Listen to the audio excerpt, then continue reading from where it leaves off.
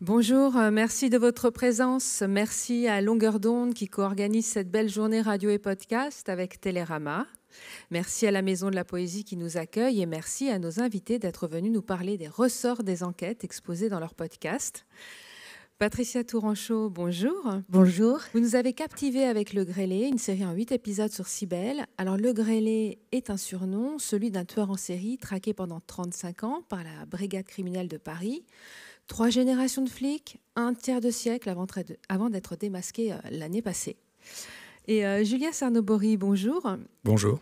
Vous en êtes au 93e épisode de votre série Cerno l'anti-enquête, un podcast au long cours donc où vous entraînez et même impliquez les auditeurs sur les traces des crimes perpétrés par Thierry Paulin et son complice Jean-Thierry Mathurin, surnommé les tueurs aux vieilles dames. Alors je suis vraiment très contente de vous avoir tous les deux pour cette rencontre aujourd'hui, surtout que ça faisait un moment que vous avez essayé de vous rencontrer, ça n'est jamais arrivé, il a fallu cette rencontre aujourd'hui pour que vous vous tombiez dans les bras. C'est le début d'une longue histoire. Alors, une question d'emblée. Qu'est-ce que le podcast apporte à un cold case ? Qu'est-ce que ça apporte de plus ? Ça apporte, enfin pour moi qui suis une journaliste de presse écrite, beaucoup, et puis de visuel maintenant, le son, c'est quand même quelque chose moi, qui me fascine. Et voilà, le podcast apporte un plus dans le sens où les témoins de cette enquête, les intervenants, ils parlent et on est retourné sur les lieux des crimes. On entend les portes du sous-sol où la petite Cécile Bloch avait été retrouvée, le bruit de l'ascenseur. Tout ça met une ambiance et moi j'ai adoré, je trouve ça très fort. Oui, la puissance du son, on en parlait tout à l'heure, c'est peut-être plus violent que l'image d'une scène de crime. Vous me parliez de témoignages. Oui, là j'ai vu des dames dans la salle on a parlé de Élodie Cully qui était la banquière de Péronne, une jeune banquière, et qui une nuit d'hiver sur une route du côté d'Amiens a été pourchassée par des mecs qui lui ont fait faire un tonneau en fait avec sa voiture. Elle a fait un tonneau. Elle a appelé les pompiers. C'était la messagerie du CODIS. Et en fait, elle a essayé d'appeler au secours. Enfin, elle appelle au secours. Et après, elle est violée en direct. Et peut-être même avant que les types arrachent son téléphone et le coupent.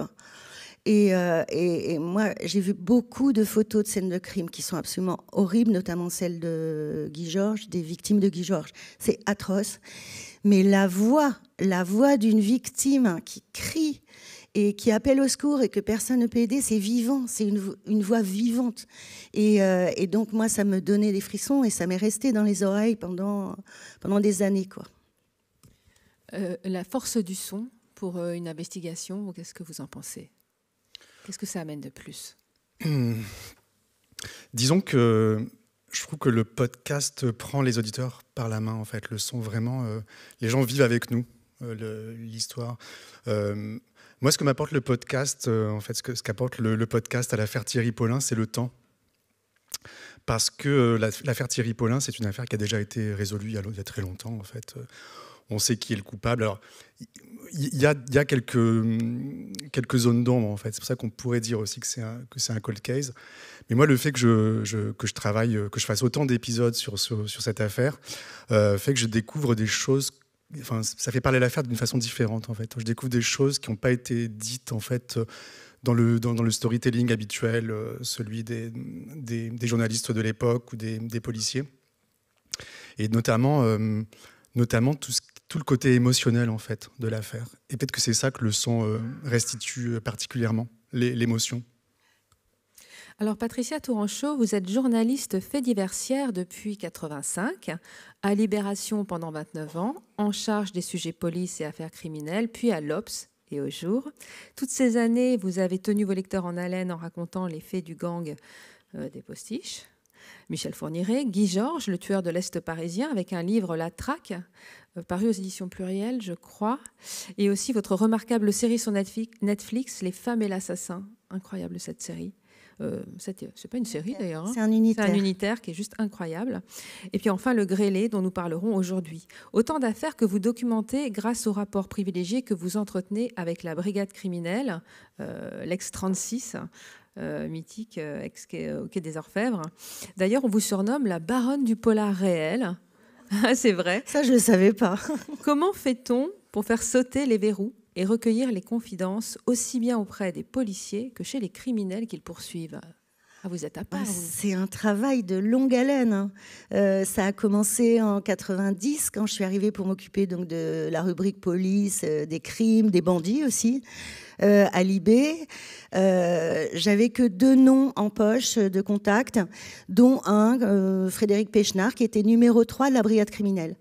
Et en fait, je le raconte dans la préface de mon livre sur le 36. C'est le premier, je l'appelle, je lui dis, ben voilà, je suis journaliste à Libération, je m'occupe de la police, des faits divers et tout ça. Et donc, je vous appelle de la part de X et j'aimerais vous voir. Il me dit, ah, depuis quand Libération s'occupe de la police autrement que sous l'angle des bavures policières ? Alors ça commençait très mal et je lui dis mais non, mais moi ce qui manquait, enfin bien sûr s'il y a des violences on les traite, mais ce qui m'intéresse c'est l'enquête criminelle, l'enquête policière, c'est comment vous avancez, etc. Et donc il a accepté de me faire venir au 36 et là j'étais dans mes petits souliers, je grimpais toutes les marches avec dans la tête les images du film de Clouseau, avec Garde à vue aussi, enfin plein d'images de l'époque et donc il m'a reçu. Et il a fallu que je le convainc. Et ça, après, ça s'est fait sur le temps que j'étais pas contre lui, que j'allais pas le trahir. Et tout ce qu'il me raconterait, je l'écrirais, mais je ne dévoilerais pas son nom puisqu'il n'a pas le droit de parler. Et moi, j'irais chercher d'autres sources. Et donc après, je me suis jamais contentée de la parole des poulets du 36. Donc j'avançais avec eux, mais en parallèle, s'il y avait un braquage, une évasion, etc., moi, j'allais voir aussi les bandits, à commencer par ceux du gang des Postiges, qui avaient été plus ou moins remis en liberté avant leur procès d'assises. Et puis, j'allais les voir dans des rades à voyous du 9-3, voilà, avec mes petites jupes, mon cuir et tout. Bon, c'était pas toujours facile. Il a fallu aussi montrer patte blanche avec eux. Ils m'ont parfois tendu des pièges. Des trucs genre rendez-vous à 19h dans un coupe-gorge de Bagnolet parce qu'ils n'étaient pas contents, par exemple, que j'allais faire un livre sur le gang des Postiches. En disant, mais vous n'avez pas le droit de faire un livre. Je dis, mais c'est une affaire publique. Et il y en a plein qui m'ont parlé. Mais de quel droit? Mais que des... Enfin bon, bref. Donc, voilà. Et il faut, pendant 30 ans, j'ai essayé de rester sur la ligne entre les policiers et le camp d'en face, les bandits. Après, les criminels de sang, c'est une autre histoire. J'en ai peu rencontré, j'en ai rencontré un petit peu quand même, une fois qu'ils sont sortis de prison. Mais en tout cas, pour chacun d'entre eux, j'ai aussi essayé de faire leur portrait à travers leur famille, leurs amis, les rapports psy qu'il y avait dans les dossiers d'instruction et tout ça. Ou Guy Georges, par exemple, je suis allée en 2015, j'ai obtenu une autorisation de l'administration pénitentiaire totalement inédite, mais bon, ça faisait des années que j'étais sur le coup, pour aller pendant 48 heures dans la centrale pénitentiaire d'Ensisheim dans le Haut-Rhin, qui regroupe les plus grands criminels sexuels du pays. Donc à l'époque, il y avait Guy Georges, il y avait Michel Fourniret, il y avait Francis Saulme, il y avait des pédophiles, c'était atroce. Ils étaient 188. Et donc, j'ai pu croiser Guy Georges, voilà, et j'avais fait la cover de l'Obs là-dessus. Et là, depuis quelques jours, il y a Nordal Lelandais qui a rejoint la centrale d'Ensisheim. Alors, vous me disiez, moi, je ne suis pas une indique. Hein. Ils le savent. Donc, ces bandits peuvent vous parler. Ils savent que vous n'allez pas les balancer. Il y a quand même une forme de loyauté avec eux. Et du côté de la brigade criminelle, quand vous avez des bonnes infos pour eux, mais qui ne vous viennent pas des bandits, mais qui peuvent les aider, par exemple dans cette enquête sur le grêlé, vous n'hésitez pas à le leur fournir, à les aider, à les accompagner. En fait, vous êtes un peu chez vous à la brigade, non? Criminelle, non? Y a plusieurs types de renseignements. C'est-à-dire que il m'est arrivé dans des affaires de grand banditisme, et qui d'ailleurs sur laquelle enquêtait la crime, parce que c'était des règlements de compte, d'avoir une piste, d'avoir des éléments que j'avais eus du côté des voyous. Et là, je ne pouvais pas le dire. Ce n'était pas possible. Moi, je me serais exposée, et là, pour le coup, j'aurais été considérée comme une balance. Et donc, même dans mes papiers, j'évoquais ce que je savais vrai comme une hypothèse, voilà, sur 3. Et par contre, sur le grêlé, c'est différent. Parce que après, il y a une partie de mon livre sur le 36 qui était consacrée au grêlé. Ensuite, on l'adapte en podcast pour Cybèle. Mais l'affaire restait en suspens. Et moi, les gens, ils continuaient à m'envoyer des mails, des lettres, des coups de fil pour me donner des pistes. Donc là, je parle dans la préface, il y a par exemple un mec qui pensait que c'était son père défunt qui était le grêlé. Et donc, avec lui, j'ai essayé d'avoir le maximum d'éléments. Il fallait que ce soit recoupé, c'est-à-dire je vérifiais si ça collait. Et par exemple, à la fin, je lui disais, mais il est de quel groupe sanguin, votre père? Il était de quel groupe? Il me dit, ça, je ne pourrais jamais l'avoir. Et donc, dans le doute, j'ai transmis les éléments à la brigade criminelle avec l'accord de ce monsieur en disant, voilà, là, il y a un témoin quand même, il y a beaucoup de choses qui correspondent sur l'année de naissance, sur la taille du mec, sur son profil. Voilà, mais je ne connais pas le groupe sanguin. Voilà les coordonnées du monsieur et basta. Et en fait, le lendemain, il me rappelle, il dit, j'ai trouvé grâce à ma grand-mère sa carte de groupe sanguin et ce n'était pas A+, A résus positif comme le grêlé. Et donc, j'ai appelé la crime en disant, oubliez quoi.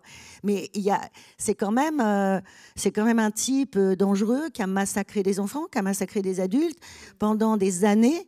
Moi, je suis quand même une citoyenne avant d'être journaliste.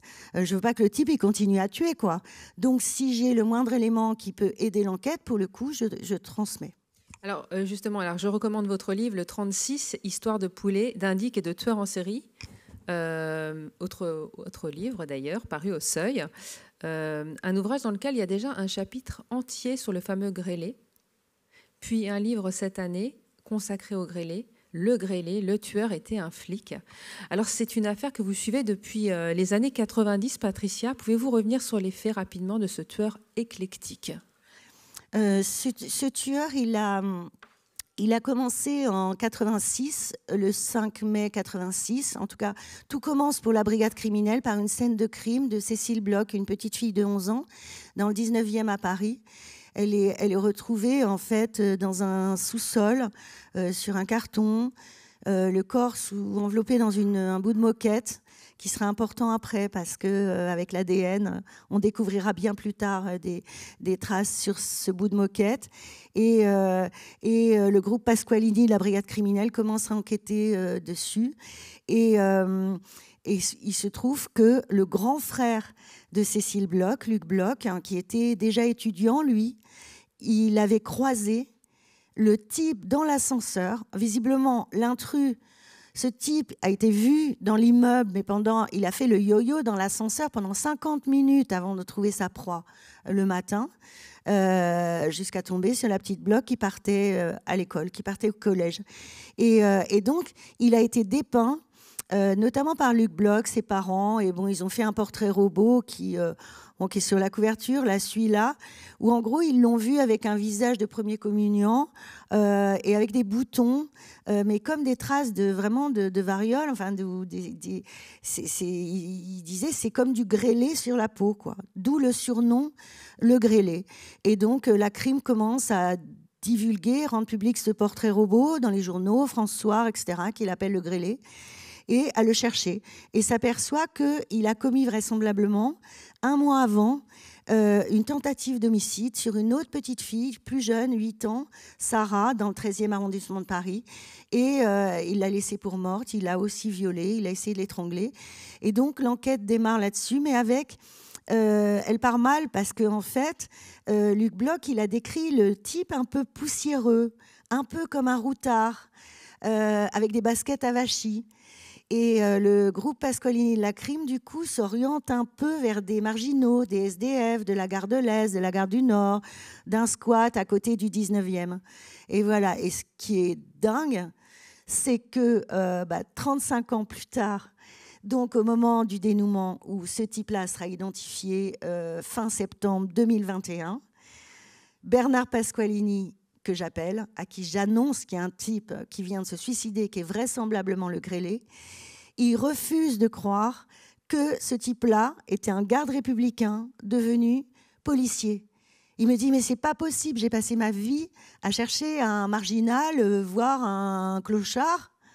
C'est pas possible, il a dû commettre ses crimes et rentrer après dans la gendarmerie, la police. Et je lui disais, mais non Bernard, il est rentré dans la garde républicaine, à la cavalerie, ceux qui font quand même le protocole, avec des chefs de l'État, des chefs d'État étrangers, du président du Sénat, sur un beau cheval, en tenue d'apparat. Eh ben, François Vérove, il était ça depuis 1983. Or, Cécile Bloch, elle est tuée en 86. Et il refusait encore de le croire. En fait, il n'avait pas le visage grêlé. Il avait une très belle peau, donc ça a induit en erreur tout le monde pendant des années. Mais oui. C'est ce surnom aussi. Il a eu une poussée d'acné ce jour-là. Ouais. Non mais oui, c'est dingue, ça les a, oui, induits en erreur, parce que... alors, qu'est-ce qui s'est passé? On ne le sait toujours pas à ce jour. Soit il a eu une poussée d'acné. Voilà. Ils sont très nombreux à l'avoir croisé dans cet ascenseur. Ouais. Ils sont très nombreux à l'avoir. C'est rare. Et ils ont autant de personnes pour faire un portrait robot. C'est pour ça que je me permets d'insister. Oui. Et il est resté un moment dans l'ascenseur avec le frère de Cécile Bloch. Et il l'a quitté. Il lui a même parlé. Il lui a dit passer une très bonne journée. Et le frère il dit moi-même, je suis surpris quand on rencontre quelqu'un dans un ascenseur, c'est passer une bonne journée ou bonne journée. Mais passer une très bonne journée. C'est une histoire de dingue. Voilà, il était trop poli, en fait. Le frère de Cécile, Luc, il disait obséquieux presque. Et ça,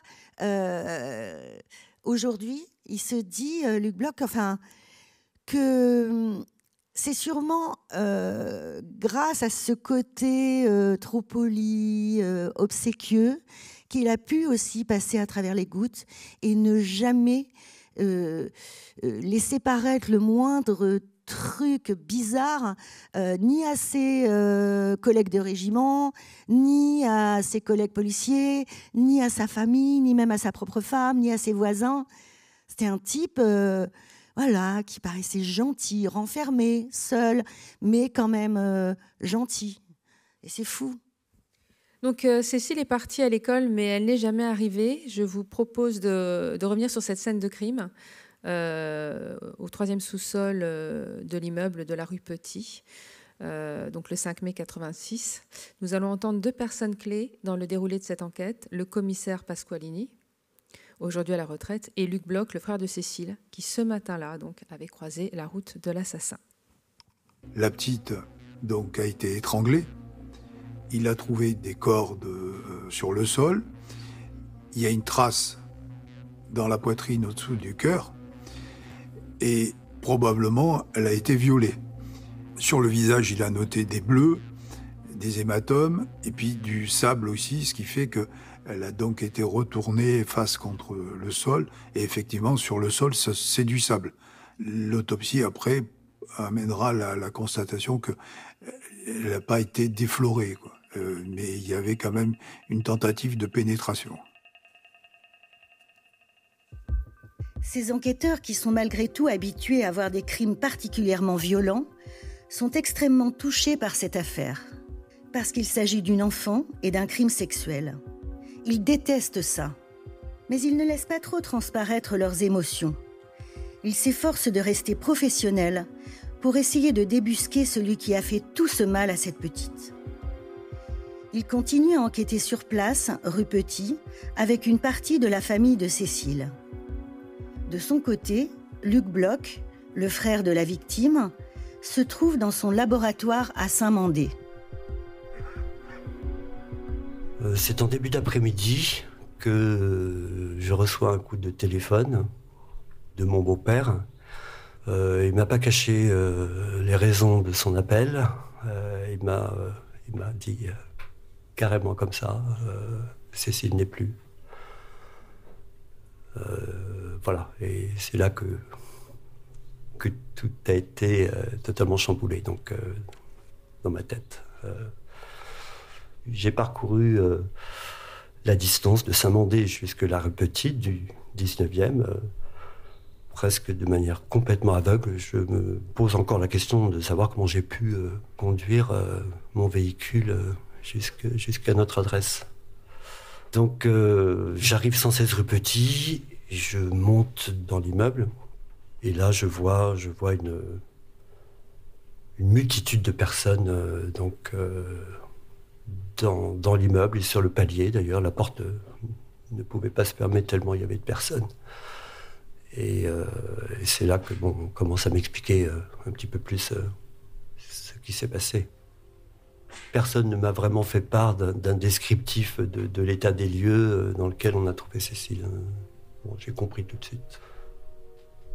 Ce qui fait que j'ai tenté quand même de descendre voir en fait ce qu'il se passait. Je crois que c'était plus pour retenir mon grand-père, donc Sylvain Bloch, qui voulait absolument voir ce qui s'était passé, donc qui souhaitait descendre dans les sous-sols. Et dans les sous-sols, on a constaté une multitude de personnes. L'escalier était tellement encombré qu'on nous a interdit de descendre de toute façon. C'était qui les gens? Beaucoup de policiers.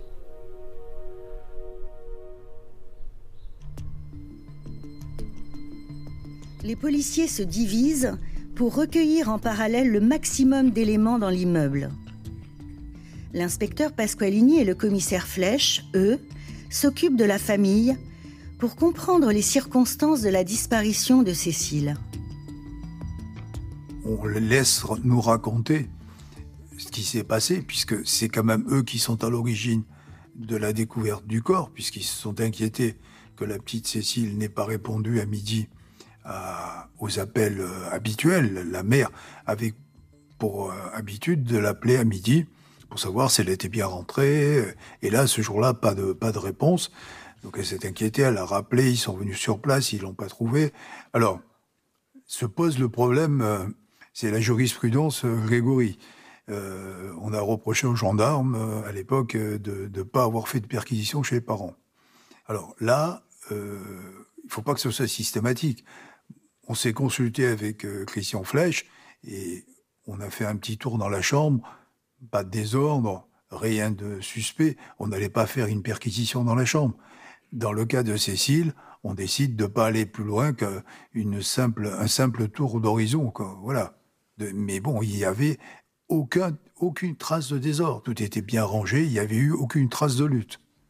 Et encore, quand on a vu l'état de l'appartement, on s'est rendu compte, encore une fois, on a eu confirmation que tout s'était passé entre le moment où elle était sortie de chez elle et le moment où elle aurait dû sortir. Ce qui fait que tout ça s'est passé un laps de temps très court. Oui, il attendait une victime dans l'ascenseur qui serait sans parents pour aller à l'école. Alors, le père de Cécile Bloch et son frère ont eu un rôle prépondérant dans l'enquête. D'abord parce que le père a aussi embauché une détective, il a harcelé la brigade criminelle, et puis Luc est biologiste. Et ils vont leur parler de l'ADN, de ce qui se passe en Angleterre. Dès la fin de l'année 86, 6 mois après l'assassinat, Luc se rend compte en lisant des revues scientifiques et tout qu'il y a l'ADN qui est utilisé en Grande-Bretagne et en Belgique pour incriminer des coupables ou pour dédouaner des suspects. Et donc il se penche là-dessus. En France, il va expliquer ça au groupe Pasqualini, au SK, enfin tout le monde à la crime, qui le regarde avec des yeux ronds. Et il essaye d'expliquer que chaque individu a une empreinte génétique propre et que c'est vraiment très important parce qu'on peut... Et en fait, Pasqualini et Weska me disent mais pour nous, ce qu'ils nous racontent, c'est de la science-fiction. Et quand même, ils vont aller voir, les policiers, le laboratoire de police scientifique de Paris qui, à l'époque, est à la ramasse totale, pour leur expliquer cette trouvaille incroyable que leur raconte Luc Bloch sur l'ADN. Le labo n'en a pas non plus entendu parler. Donc, il faudra attendre, en fait, aux grandes dames du père et du frère de Cécile Bloch, 1996, pour que l'ADN du tueur de Cécile Bloch soit caractérisé et comparé avec d'autres. Mais je crois qu'à la brigade criminelle, tout le monde n'est pas chaud pour l'ADN. Tout le monde n'est pas pour d'avoir se doter d'un logiciel. Ah si, au contraire, ils veulent un fichier. Alors moi, j'ai entendu que c'était quand même effectivement tendu, que tout le monde n'était pas forcément pour, que ça allait changer pas mal de choses. Et en tout cas, ça met du temps à arriver en France. Mais oui, il a fallu l'échec de l'affaire Guy Georges, avec des victimes supplémentaires, alors que la crime avait son ADN, pour que la France se dote d'un fichier national des empreintes génétiques. Donc là, c'est juin 98. Et au début, il est restreint, en fait, aux seuls crimes et délits sexuels. Et très vite, il apparaît que pourquoi un exhibitionniste serait dans le fichier et pas un criminel de sang qui n'a pas violé, en fait. C'est n'importe quoi, ou pas un terroriste. Et du coup, le fichier a été élargi, et maintenant, il est presque trop large, maintenant. Ouais. Alors, la famille Bloch pense que le tueur en série est un flic. La brigade des mineurs commence à avoir des doutes, et plus tard, le juge d'instruction Nathalie Turquet en a la conviction et réouvre l'enquête en lançant ses tests d'ADN auprès de 750 gendarmes passés par la garde républicaine, ce qui va précipiter le suicide et les aveux de François Vérove. Alors, pour information, c'est aussi Nathalie Turquet qui avait géré l'affaire Cantat. Oui, bien sûr, oui. Vous, Patricia, à partir de quand vous avez des doutes? Parce que vous allez en avoir. J'ai des doutes. Tu le passes l'extrait ou pas après? Non, pas celui-là. Oui, si, il arrive après. Ah bon, voilà. Non, mais c'est vrai, la manière d'attacher. Il y a un double crime dans le Marais à Paris contre une babysitter allemande et son patron, qui sont par exemple garrottés, attachés d'une manière très très particulière qui peut laisser penser à des techniques commando ou un légionnaire ou quelqu'un comme ça. Et puis, il y a aussi des cas de jeunes filles abordées en 87 ou 88, notamment Marianne qui a été violée par le même type.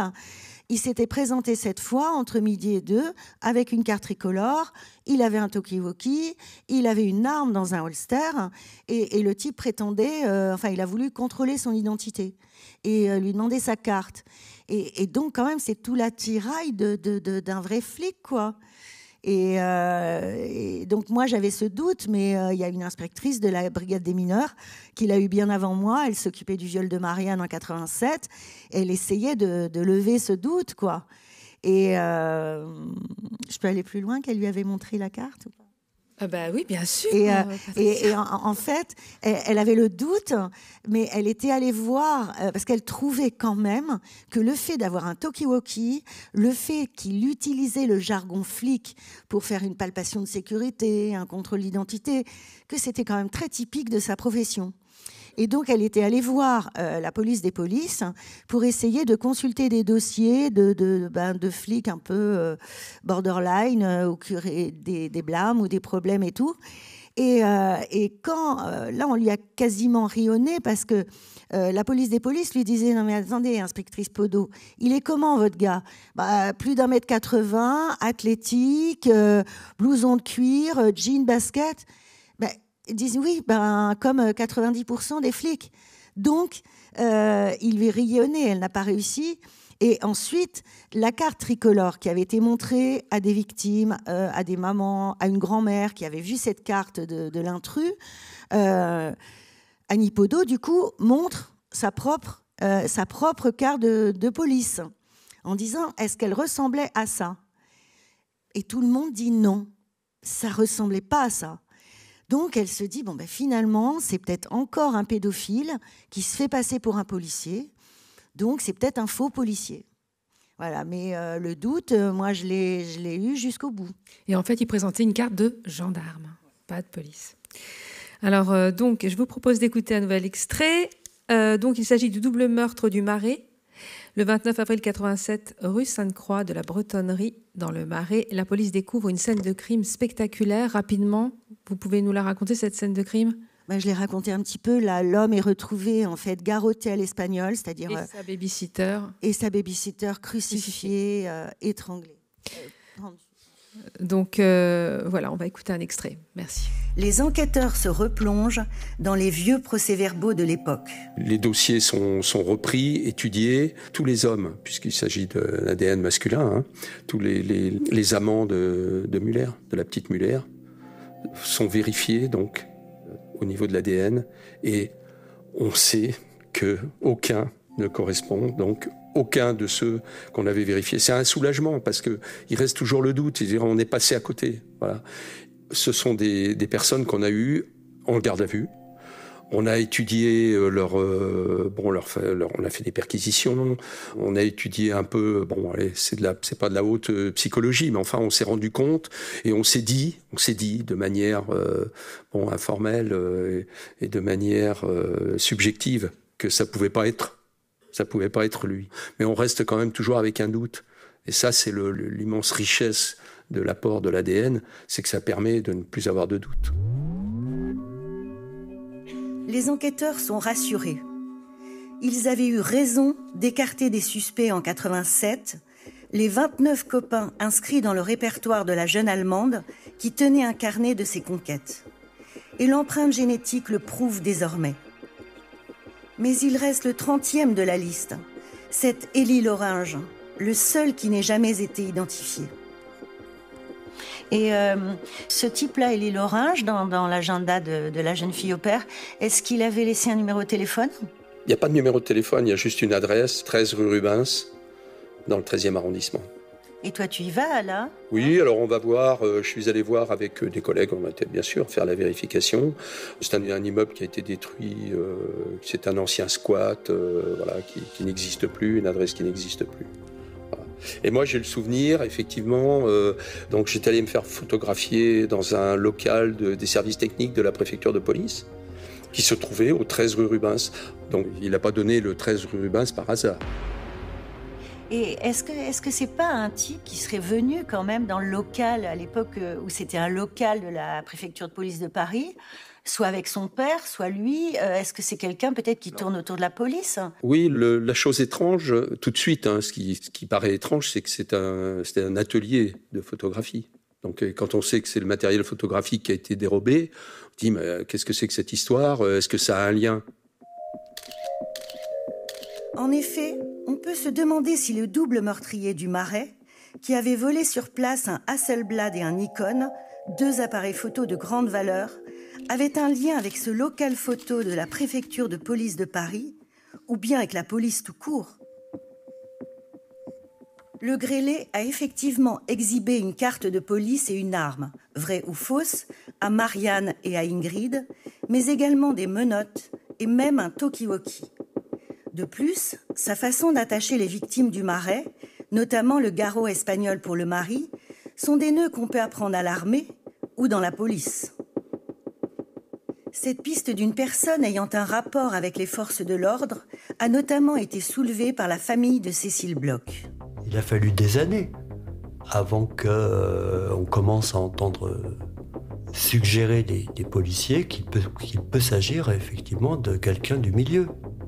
C'est pour ça que je me suis demandé, ça faisait partie des idées qui traversaient notre esprit, qui sont pourquoi peut-être toujours plausibles, de savoir s'il n'est pas protégé, s'il n'a pas été protégé. Protégé parce qu'il fait partie de services de police, de militaires ou autres, et protégé par le système Pasqua, qui consiste aussi à protéger l'institution. Il y a un juge, et à cette époque-là, des policiers, j'ose pas dire complaisants, mais je me pose la question, qui ont fait embarquer tous les clodos de la gare du Nord et de la gare de l'Est, qui mesuraient plus de 1,80 m. Ils en ont mis en garde à vue pendant quelques heures, 200 ou 300. Alors que nous, on savait très bien que c'était pas un clodo. C'est le plus grand échec du 36. François Vérove avait 59 ans, le violeur-tueur, marié 2 enfants, devenu papy gâteau. Mais après 35 ans de traque, le procès de François Vérove n'aura pas lieu. Convoqué pour un prélèvement ADN qui allait le confondre, il s'est suicidé, laissant une lettre posthume à sa femme. Alors, que s'est-il passé dans la tête du grêlé? Puisque c'est de lui qu'il s'agit, je vous propose de le laisser parler à travers Patricia Touranchot. C'est la lettre posthume que François Vérove a laissée à sa femme Isabelle. « Ma chérie, je vais t'expliquer pourquoi j'ai dû partir. En fait, je traînais une rage folle qui ont fait de moi un criminel. Par période, j'en pouvais plus et il me fallait détruire, salir, tuer quelqu'un d'innocent. Ces pulsions grandissantes se sont apaisées avec les arrivées successives des enfants. Mais ce n'est qu'en 1997 que j'ai pu être libérée de ces profondes obsessions. Suite à ma dépression, j'ai été pris en charge et j'ai pu bénéficier de ma psychothérapie. Cela a cassé cet instinct de mort, car en tuant des innocents, c'était mes propres souffrances d'enfant que je voulais détruire inconsciemment. Cette guérison, cela a été une véritable délivrance, une véritable renaissance. Mais je ne pouvais pas effacer le passé. Après plus de 30 ans, le système judiciaire m'a rattrapée. Afin d'éviter un procès qui aurait des conséquences sur vous, j'ai pris la décision de partir.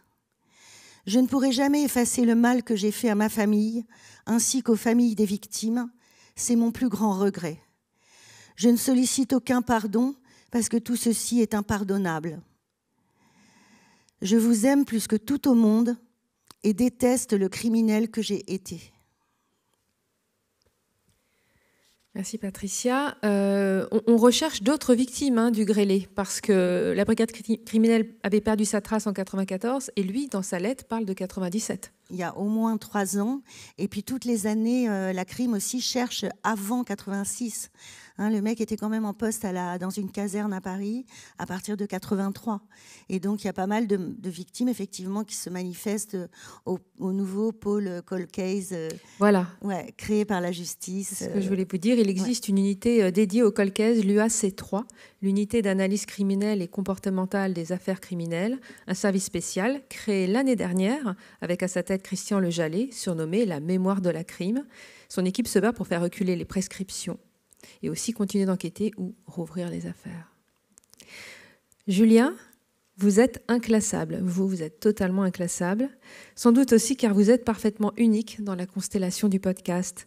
Votre savoir-faire est très reconnaissable. Ce goût des anonymes vous a été enseigné par Chris, l'animatrice charismatique de France Inter, et qui vous répétait « Ce ne sont pas les questions qui comptent, c'est la rencontre. » Oui.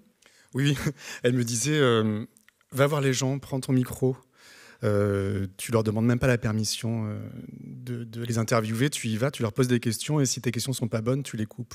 Et en fait, ça a été un super bon conseil parce que je fais que ça. Couper mes questions et rencontrer des inconnus. Puis vos différentes émissions sur France Inter, dont Village People, vous ont conforté dans cette idée que tout le monde est interviewable. Quitter Radio France après 15 ans de collaboration pour un studio de podcast émergent, Binge Audio en l'occurrence, c'est le grand saut, c'est l'aventure.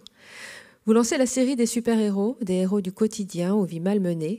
Un podcast a même eu une seconde vie, mis en scène au Théâtre du Rond-Point. Hélène, la vie d'Hélène d'ailleurs. Et finalement, vous quittez Binge Audio pour faire cavalier seul avec Cerno, l'anti-enquête, sur les traces des tueurs en série, Thierry Paulin et son amant Jean-Thierry Mathurin. Alors, juste, quand je dis vous faites cavalier seul, c'est pas tout à fait vrai, dans le sens où, certes, vous êtes indépendant, mais vous êtes bien entouré, vous avez rassemblé toute une communauté qui suit vos aventures, qui vous accompagne sur le terrain parfois. Pouvez nous parler de ce Patreon, de cette communauté ? Oui, alors en fait, j'ai pour financer ce travail, donc qui est indépendant et qui est très coûteux parce que ça me prend tout mon temps, voire plus.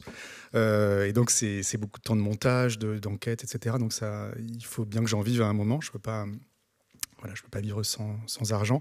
Donc j'ai fait appel à cette plateforme Patreon, donc qui est une plateforme américaine. Et donc les auditeurs s'abonnent pour une somme qui va entre 3 et 10 euros. Et ils ont, en fonction de cette somme, des contreparties. Et en fait, ils ont notamment une contrepartie qui est de discuter avec moi sur une plateforme dédiée de discussion. Et ils ont très vite commencé à me donner des pistes, à me donner leur avis déjà, et certains à enquêter. Je pense notamment à 2 personnes qui sont même assises au premier rang. Je les vois toutes les deux. Je les surnomme Pauline et Mathurine. C'est Lisa et Julia qui retrouvent énormément de choses, de pièces, qui me donnent des pistes, qui trouvent des gens, qui m'épuisent parfois. Et voilà. Et bon, avec elle aussi, il y a beaucoup d'autres personnes qui m'aident dans l'enquête. Et en fait, on est une espèce d'équipe d'enquêteurs. Ouais. Ces destins que vous dépliez avec délicatesse, ces histoires dans l'histoire, vous me disiez lors d'un entretien pour Télérama, documenter notre époque avec ces récits de vie d'anonymes. Vous documentez l'époque. Qu'entendez-vous par là ? En fait, je ne sais jamais qui je vais interviewer, sur quel sujet je vais les interviewer. Je fais des rencontres comme ça, sans casting, de gens qui n'ont jamais été interviewés, qui ne savent pas qu'ils vont être interviewés. Et donc, c'est vraiment un saut dans l'inconnu. Et je tombe sur des gens, si on avait fait un casting, on ne les aurait pas forcément retenus parce qu'ils ne représentent qu'eux-mêmes, en fait. Et du coup, voilà, alors là, dans le cadre de ce podcast, j'ai commencé, je fais beaucoup de choses, mais je vais sur les lieux de crime notamment, pour essayer de voir s'il reste des traces des victimes, s'il reste une mémoire en fait de cette affaire criminelle. Et donc j'essaie d'entrer dans les immeubles et je rencontre des gens qui vivent là aujourd'hui et j'en profite toujours pour parler d'eux, pour faire leur portrait. Et je tombe sur toutes sortes de gens qui sont ce qu'on pourrait appeler des petites gens en fait. Enfin, disons que c'est des gens du quotidien quoi, qui parfois, c'est une femme de ménage, un bottier, des choses comme ça, des gens comme ça. Et voilà, et je pense que ça documente l'époque, quoi. C'est des gens de tous les jours, quoi. C'est nos voisins, en fait. Alors, des gens qui ont croisé leur route ou pas. Vous me disiez aussi, si j'ai un point de départ, je n'ai plus de point d'arrivée. Cette série durera peut-être tout le reste de mon existence. C'est l'œuvre d'une vie, c'est une performance, ce podcast. Oui, c'est une performance. Disons que oui, j'ai ce point de départ que je me suis rendu compte. Moi, ça faisait très longtemps que je voulais travailler sur une affaire criminelle. Et un jour, j'ai appris que dans mon immeuble avait vécu Jean-Thierry Mathurin, et que c'était une des plus grosses affaires judiciaires. Et en fait, oui, donc j'ai ce point de départ et je me suis dit, tiens, je vais essayer de la faire durer, ce podcast. Si j'avais fait ça pour la radio, on m'aurait dit, bon, en fait, c'est une affaire qui a déjà été racontée. C'est très bien peut-être de la faire ressortir, mais tu nous fais 6 épisodes et puis basta, quoi. Et en fait, moi, je me suis dit, j'en ferai peut-être 50 épisodes. et je me suis rendu compte que plus je travaillais dessus et plus il y avait des pistes qui s'ouvraient, plus il y avait de fils à dérouler. Et là, j'en suis à 93 et quand je vois tout ce qui m'attend, en fait, je suis... j'ai plein de trucs. Là, j'ai un tableau chez moi avec plein de pistes. Et voilà, ça n'a de cesse d'arriver, en fait. C'est tous les jours, en fait. J'ai une espèce d'intuition ou quelqu'un mes enquêteurs qui m'envoient des trucs et je peux creuser tout, en fait. Je vous propose de passer un extrait de votre rencontre avec le commissaire laitier qui est à la retraite, un retraité actif, à la personnalité bien trempée, parce que ça aussi, vous savez montrer, faire entendre ces personnalités-là. Il a enquêté sur ces tueurs et garde précieusement chez lui les dossiers d'enquête, dont les photos des scènes de crime, avec les victimes en situation. Il vous les met entre les mains, il vous les confie. Pour vous, c'est un trésor. Ah oui, alors ça, c'est une auditrice qui habite aussi dans l'immeuble où un crime a été commis par Paulin, qui m'a dit, mais j'ai retrouvé les coordonnées de ce commissaire laitier, et viens, on y va dans le Doubs, et il habite là-bas, et on y va, quoi. Et moi, au départ, comme j'ai une attitude assez passive, en fait, j'attends un peu que les choses viennent à moi, sauf quand je vais sur les lieux de crime. Je lui ai dit, écoute, ok, on y va. Et je ne savais pas qu'il avait gardé tous ces documents. Et pour moi, c'est une mine d'or parce que j'ai plein de détails. En fait, moi, ce qui m'intéresse, c'est les détails. Donc, je sais un peu maintenant quels étaient les métiers des victimes, où elles habitaient, qu'est-ce qu'on leur a dérobé, dans quel appartement elles ont vécu. Voilà. Et aussi beaucoup de choses sur les tueurs, notamment leur déposition, quoi, enfin leurs interrogatoires. Allons-y chez le commissaire laitier.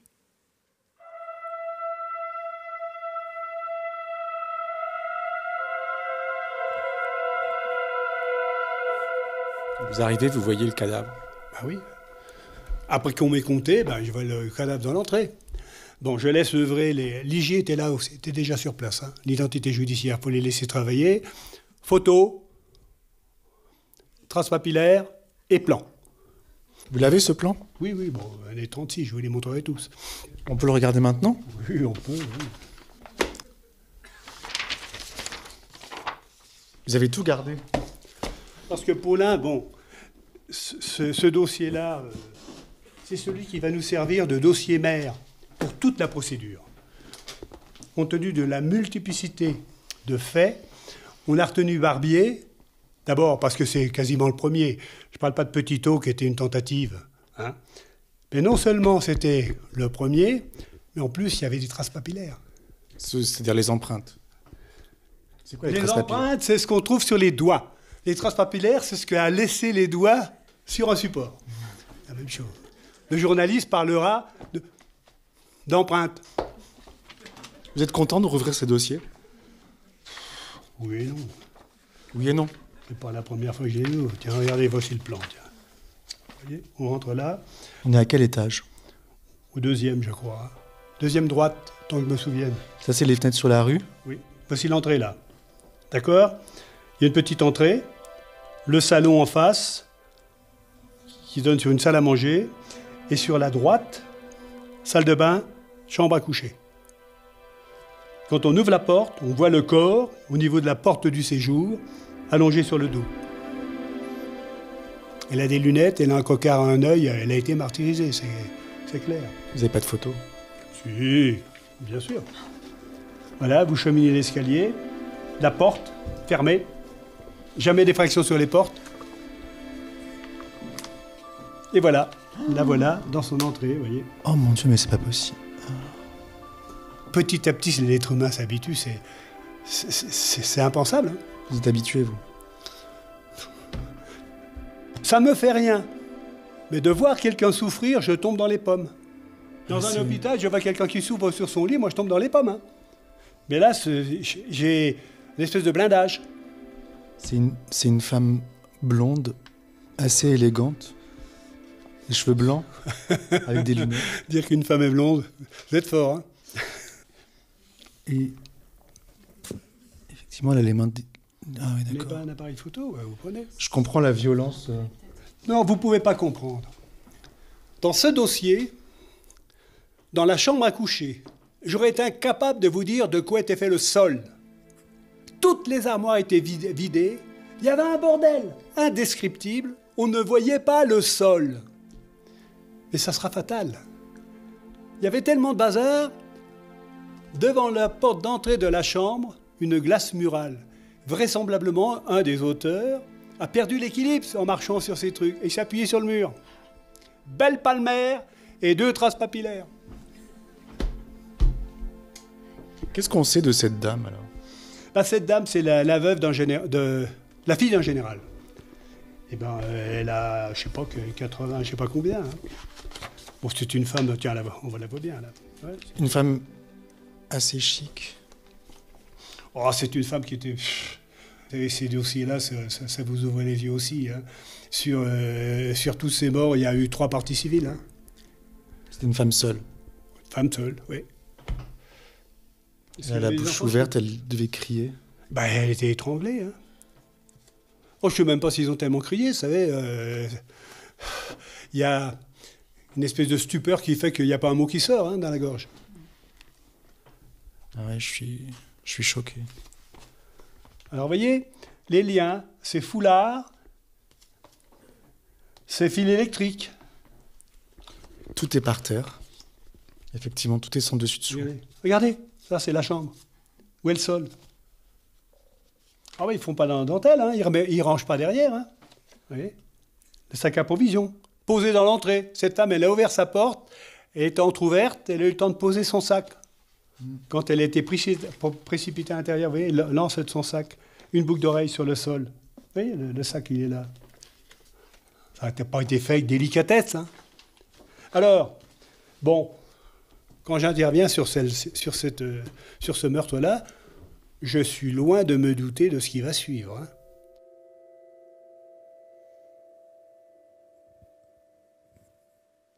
Julien Cernobori, vous n'hésitez pas à partager vos doutes, vos inquiétudes ou votre désarroi et même votre épuisement, comme lors d'un entretien avec un anthropologue au Collège de France, quand on plonge, comme vous, comme vous le faites, dans la psyché des gens. On a besoin aussi d'un superviseur, comme les psys.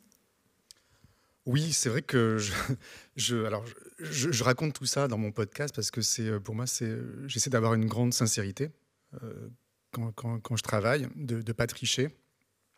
Et dès le début, je me suis dit, on verra bien où cette histoire me mène. En fait, et ben oui, il y a un moment, je ne peux pas non plus faire comme si tout allait bien et comme si j'étais plein d'énergie.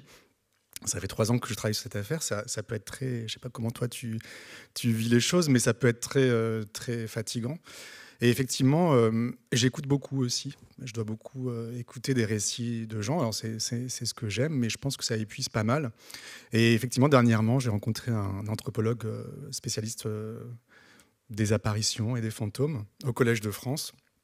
Parce qu'il y a des fantômes parfois qui s'invitent, qui viennent me chercher dans le podcast. Et qui m'a dit, qui m'a écouté et qui m'a dit, mais en fait, vous devez être complètement épuisé et il faudrait peut-être que quelqu'un vous aide en fait à vous donner la direction parfois. Ouais. Et je cherche un superviseur. Et vous, Patricia, comment arrivez-vous à prendre de la distance avec certaines affaires? Avez-vous des scènes de crime qui vous hantent? Vous aussi, vous avez des fantômes? J'ai eu le fantôme du grêlé au plus fort de l'affaire avant qu'il soit identifié. C'est vrai, quand je travaillais beaucoup dessus, pour le podcast et avant pour le livre, et que j'habite le 19e, donc pas très loin de la rue Petit où a été tuée la petite Cécile Bloch, il m'est arrivé franchement de sursauter dans la rue en voyant un type très grand, avec une vilaine peau, des grosses mains, parce qu'on savait qu'il avait une grosse main. Et après, je me ressaisissais et parfois la nuit, ça traversait. Mais pour l'ensemble d'entre eux, je ne sais pas comment dire, je ne me sens pas épuisée comme toi. Je suis d'un naturel optimiste, en gros. Du coup, moi, ce que ça m'a apporté, c'est de fréquenter comme ça la mort, le glauque, le sombre, m'a renforcé encore plus dans mon optimisme. Et quand il m'arrive un truc dur dans ma vie personnelle, ou avec mes enfants, enfin, ma famille, etc., franchement, je dis non mais attends, relativise, laisse tomber, c'est pas grave quoi. Par rapport à tout ce qui arrive, c'est pas grave du tout. Et donc je surmonte le truc comme ça. Donc ça fait l'effet inverse. Julien, vous avez bien failli rencontrer Mathurin, qui a purgé sa peine, qui est sorti de prison. Vous êtes passé devant sa maison, tiraillé d'être aussi proche des réponses à toutes vos questions. Oui, alors là encore, c'est un auditeur qui un jour m'a contacté. En fait, j'étais dans une table ronde un jour et... Bon, je ne sais pas si je peux raconter tout ça. Bon, bref. Du coup, parce qu'il faut garder l'anonymat en fait, de cet homme-là. Mais en fait, il m'a contacté pour me dire que dans une ville en France, une ville que je nommerai pas, il faisait son jogging tous les dimanches. Il passait devant une maison qui était un peu délabrée. Et il faisait son jogging avec un copain flic qui lui a dit en fait, c'est là que vit l'assassin des vieilles dames. Et voilà, donc il m'a dit, je le vois tous les dimanches, et je lui ai dit, est-ce que je peux venir faire mon jogging avec toi pour voir la maison, et peut-être que je le verrai, quoi. Et évidemment, c'était juste une espèce de curiosité malsaine de ma part. Je ne l'ai pas vu, mais j'ai vu sa maison, et en fait, voilà, je pense que si... J'aimerais l'interviewer un jour, Jean-Thierry Mathurin, parce qu'effectivement, je pense qu'il a beaucoup de réponses à toutes ces questions que je me pose et dont je rêve aussi parfois. Et voilà, et je pense que je désespère pas un jour de pouvoir l'interviewer, quoi. Vous pensez parfois que l'un de vos auditeurs les plus assidus pourrait justement être Mathurin? Je sais pas. Peut-être. Je sais pas. Il paraît qu'il n'est pas très connecté. Oh. Donc le podcast, c'est un peu compliqué à trouver. Ou peut-être mais peut-être qu'on lui a dit, hein, je sais pas. Ouais, peut-être. Je sais pas ce qui.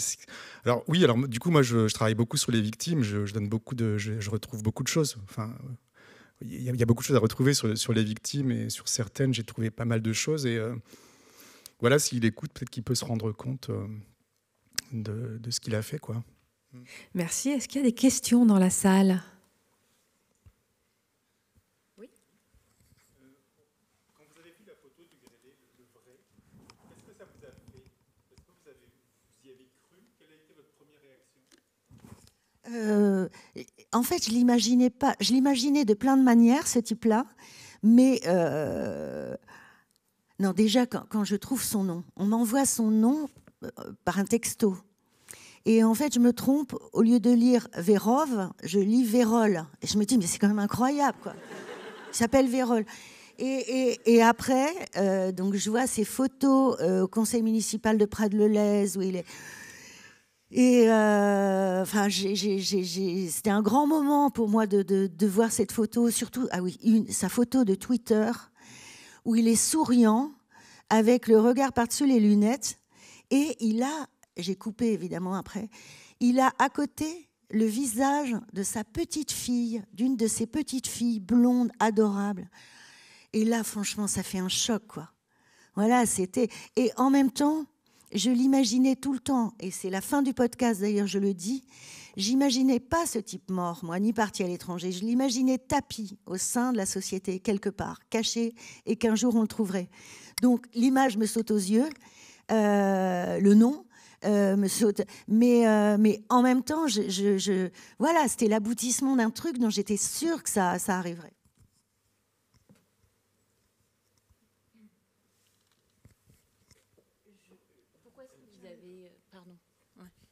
Merci. Pourquoi est-ce que vous avez choisi de travailler sur l'affaire Paulin ? En fait, c'était... Ouais, qu'est-ce qui... Parce que l'affaire, elle était résolue, donc... Alors, j'ai pas choisi. Elle m'est tombée dessus.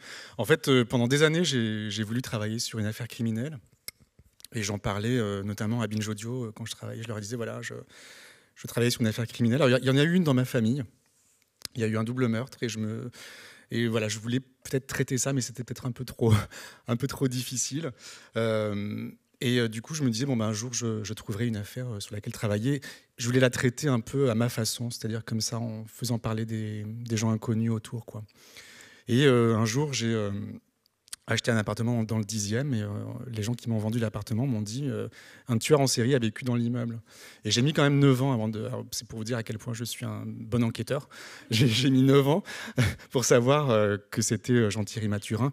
Et une fois que j'ai su que c'était lui, je me suis dit, là, j'ai commencé, c'est devenu un besoin en fait de travailler là-dessus. Et voilà, j'ai commencé à beaucoup travailler dessus. Et voilà, elle m'est tombée dessus, en fait. C'était un point de départ très personnel, quoi. Une autre question. Merci. C'est une question pour Julien aussi. C'est un Bory, pardon, je ne connais pas. Enfin, pas personnellement. En interviewant des gens, comme vous dites, du quotidien, et en fouillant dans la vie des criminels, est-ce que vous avez l'impression que les criminels, finalement, comme vous dites, c'est quelqu'un... Est-ce que c'est des gens normaux, on va dire, entre guillemets? Est-ce qu'ils ont les mêmes détails dans la vie que les gens que vous interrogez, que vous rencontrez? Est-ce que les monstres n'existent pas, quoi? Est-ce que c'est ça Oui, alors les monstres n'existent pas. Ce sont des humains, en fait. Quand on dit monstres, on les sort de l'humanité, en fait. Moi, je suis contre ça. Il y a beaucoup de gens qui m'ont... Alors, après la première saison de mon podcast, il y a beaucoup de gens qui... C'était le confinement, en fait, donc j'ai pu sortir, comme tout le monde. Et là, j'ai été contacté par plein de gens qui avaient écouté la première saison et qui m'ont dit, mais j'ai connu Thierry Paulin, alors une telle le ramenait de boîte dans sa Renault 5 tous les dimanches, l'autre, c'était le babysitter de son fils. Et donc, je suis allé interviewer ces gens après le confinement qui m'ont parlé de lui et qui me disaient évidemment qu'ils étaient à 1000 lieues de se douter que c'était un assassin. Et oui, alors c'est troublant parce que du coup, on voit, alors Thierry Paulin est souvent décrit comme quelqu'un peut-être de sensible, généreux. Je crois qu'il y a une personne que vous interrogez qui disait qu'elle se doutait qu'il était bizarre, mais il n'y en a qu'une, je crois. Alors peut-être le portier de l'hôtel dans lequel il logeait en 84, ouais. Qui le trouvait violent. Alors il y a des gens, oui, aussi qui le trouvaient violent. Bon, voilà. Enfin, on entend un peu de tout et son contraire, de toute façon. Voilà. Mon but, c'est quand même de recueillir toutes sortes de témoignages. Et évidemment, il est mort, Paulin, donc on ne saura jamais la vérité. Mais bon, on peut imaginer en fait qui il était, quoi. Une dernière question alors.